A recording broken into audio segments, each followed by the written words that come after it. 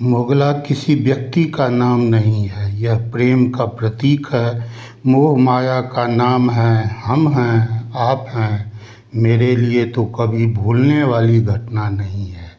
ये साथ ही साथ हजारों बच्चों की खुशियाँ भी अपने में समेटती है। आए हम एक अनजान लेखक द्वारा रचित लघु कथा सुने। माँ, भगवान का पूजा कब आएगा? आएगा बेटा, पर थोड़ी देर है। अभी तो सावन का दशमी है, 5 दिन अमावस्या, फिर 15 दिन पूर्णिमा, फिर जाकर अष्टमी तिथि में भगवान का जन्म का दिन आता है। बैजू की माँ पुचकारते हुए बोली। अरे बाप, तब तो बहुत दिन बाकी है। बालक बैजू के चेहरे पर थोड़ी उदासी आ गई। बेटा, काम भी तो बहुत करना है। तेरे लिए कपड़ा लाना है, फिर एक दिन सुपौल जाकर कपड़ा सिलवाना है। थोड़ा पैसे का इंतजाम कर लूँ, अब तो समझो पूजा आ ही गया। बैजू पैर में लगे ठेहुने भर कीचड़ को चापाकल पर धोने लगा। मंदिर, जिसे सभी भगवान का घर कहते थे, जाना मुश्किल होता था। पहले तो कीचड़ को पार करो, फिर जाओ। अगर नहीं जाओगे तो खेलोगे कैसे? सालों बीत गया, पर रास्ता वैसे का वैसे था। बैजू दूसरे काम का मतलब खेलने में व्यस्त हो गया। समय बीतते बीतते देर लगती है। बैजू स्कूल गया तो एक लड़का बोला, मोगला को देखा, वो आ गया है। बैजू सोचने लगा, काश मैं भी देख पाता। हे भगवान, जल्दी छुट्टी हो जाए, फिर मोगला को देख आऊं। मोगला एक मूर्तिकार था। वह कृष्ण भगवान के साथ 20 और मूर्ति बनाता था। चूँकि बड़े उम्र के लोग उसे मोगला बोलते थे, पर हम बच्चे मोगल कहते थे। कई साल बीत गए, हर बार मोगल ही मूर्ति बनाता है।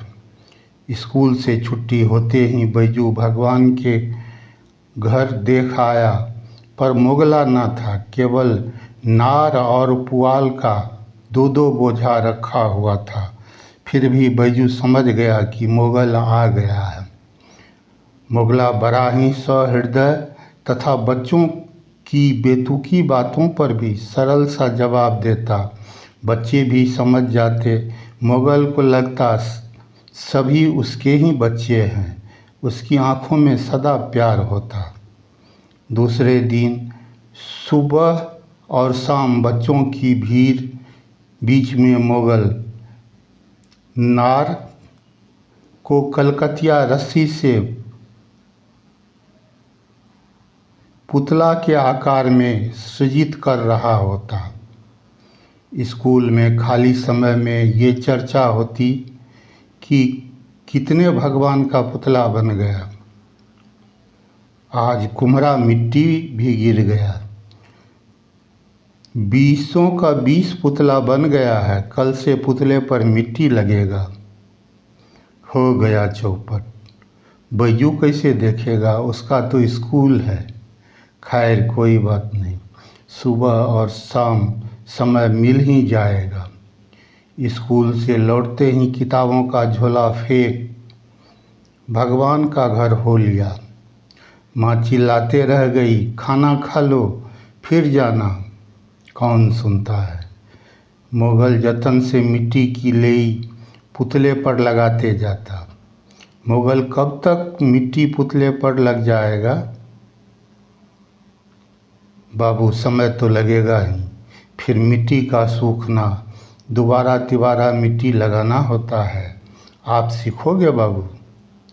हाँ मोगल, सिखा दीजिए ना। बैजू बड़े जिज्ञासा से बोला।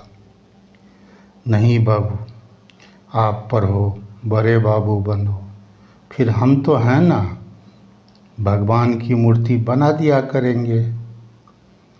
उसकी आंखें भर आई थी। शायद उसका बेटा भी बैजू के उम्र का होगा।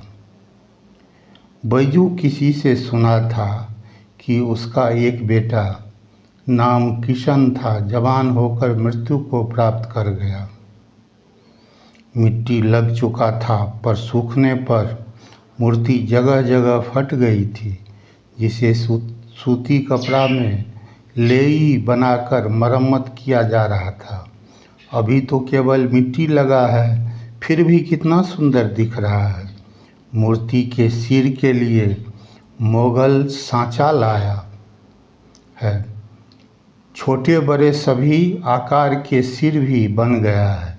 सिर में धान की भूसी भरकर सिर का आकार दे दिया गया। फिर उसमें नक्काशी कर बड़ा ही खूबसूरत मूर्ति बनाया गया। फिर अंगुलियां बनाई गई। स्कूल में बच्चे जिस मूर्ति को खूबसूरत कहते, सभी बच्चे समर्थन करते। आज तक कोई भी मूर्ति को खराब नहीं कहा। रंग लगने पर तो जैसे सारी सुंदरता मूर्ति में ही समा गई। बच्चे उछलते कूदते, कभी मंदिर के प्रांगण तो कभी भीतर। लोगों का आना जाना शुरू हो गया। भीड़ बढ़ने लगी थी। हो भी क्यों ना, कल ही तो जन्माष्टमी है। बैजू उल्लास से उसकी प्रतीक्षा कर रहा था। बड़ी ही कमाल का बात है कि जन्माष्टमी देर रात ही होता है। आज जन्माष्टमी है। बैजू तो भीड़ के कारण मंदिर में भी ना घुस सका। कुछ ना हो सकता है। बैजू सुना था कृष्ण जन्म के बाद मुगल भगवान के आँखों में काजल लगाता है। मुगल बाहर निकला तो बैजू को उदास देखकर उसे अपनी गोद में उठाकर भगवान का दर्शन करवा दिया। अब तो खुश हो जाओ, जाकर सो जाओ। ये भीड़ भाड़ मेला सारी रात तक चलेगी। सब कुछ सकुशल हो गया। आज विसर्जन है। मुगल सुबह से ही उदास था।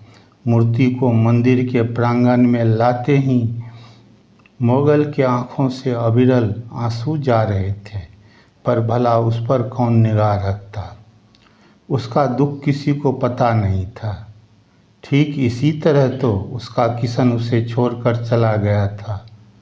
लोग मूर्ति विसर्जन के लिए जा रहे थे। बैजू भी साथ गया।